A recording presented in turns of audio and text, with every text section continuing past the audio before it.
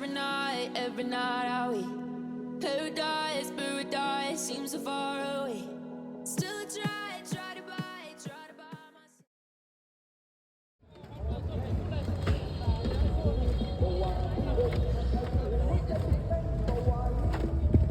มันเขายังบ่ปิดทันที บอกมันยังบุปิด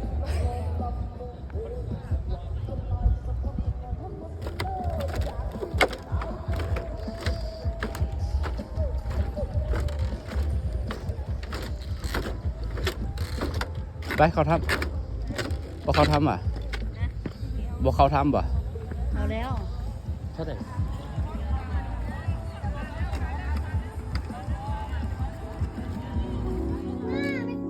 แล้ว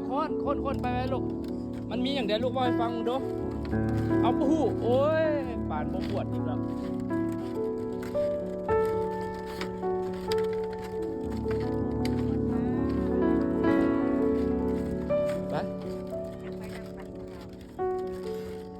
ไปน้ำกัน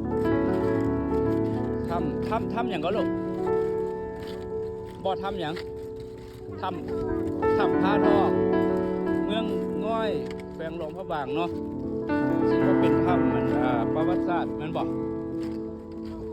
เอาบ่ฮู้อีกแล้วถ้ำพาทอก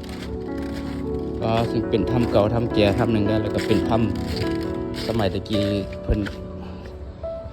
มาหลบมาซ่อนอย่างนี้โอ้ระเบิดบ่ม500ถึกทิ่มลงสมัยสงคราม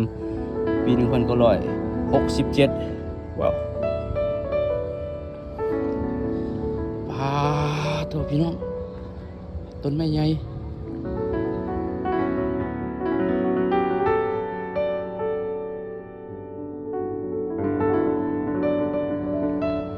ขึ้นไปลูกไปมีขั้นใดขึ้นสูงเติบไปขึ้น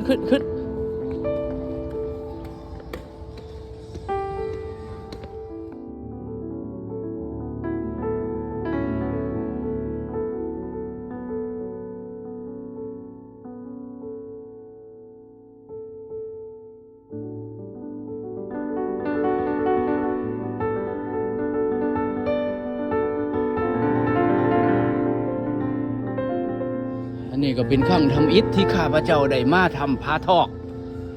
ทำอีหยังลูกโอ้หินผาปะกำงามพันโอ้งามสมัยตะกี้เพิ่นมาอยู่จังไดเนาะสูงเติบมันฟิวบรรยากาศบ้านทำจังวังเวียงนะผู้ใดเคยไปวังเวียงแล้ว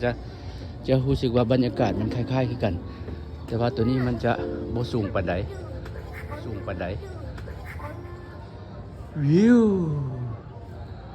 นี่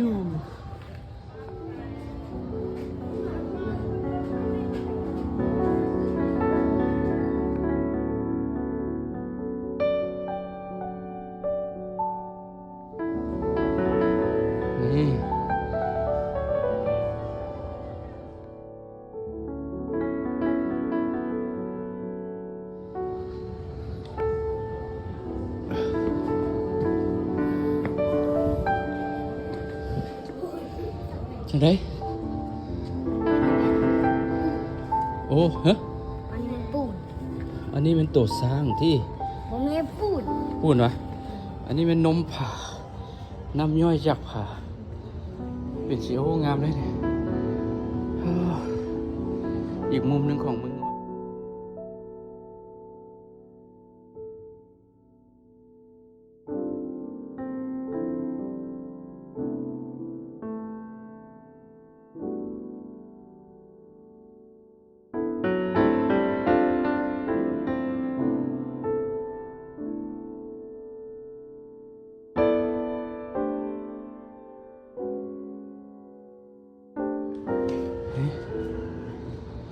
นี่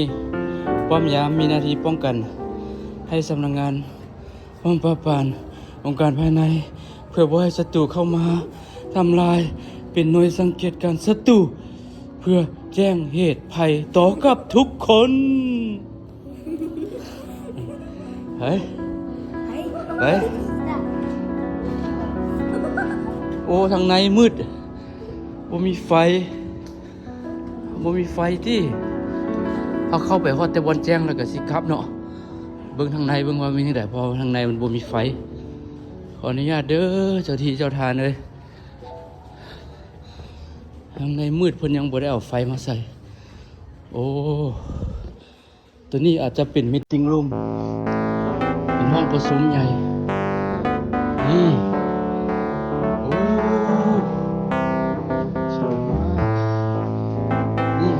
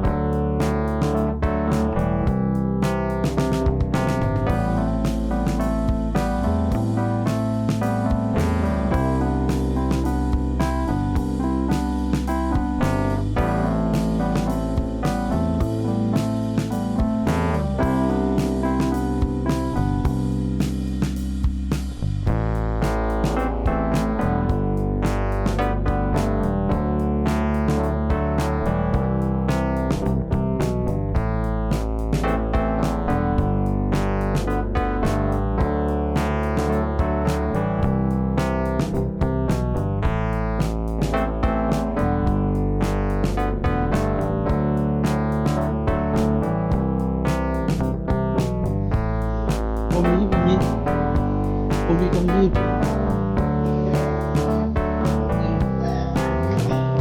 เอ้านี่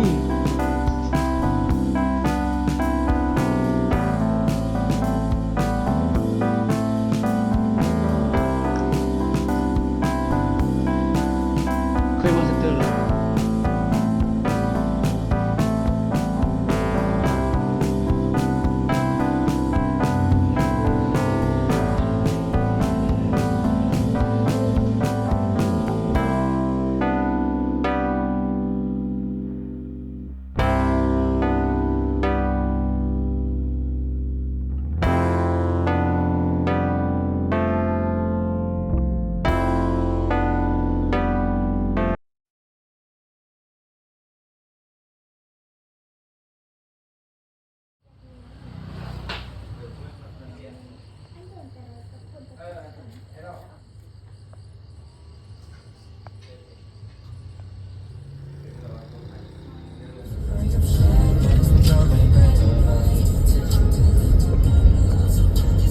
เขายังที่มีโอกาส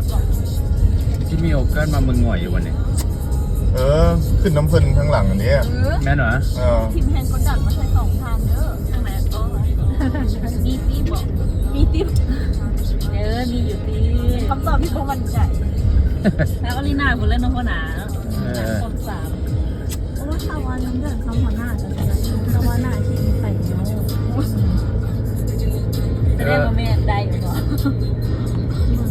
เอาคันเฮาบ่เฮ็ดเพิ่นมาเฮ็ดเองก็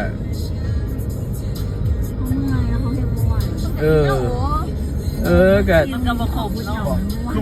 ว่าเห็นสวิตช์คอนแทคเปิดทำพนักงานเหรอเปิดทำสมัครพนักงาน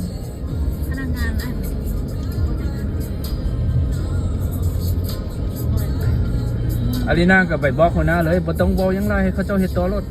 มันยุ่งสิ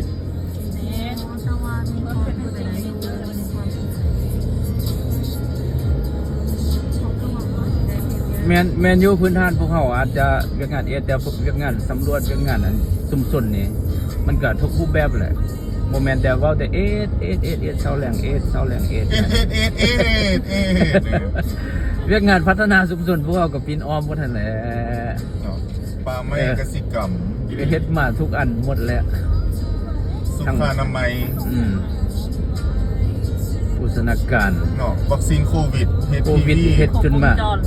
เฮ็ดโควิดจนติดโควิด 4-5 รอบ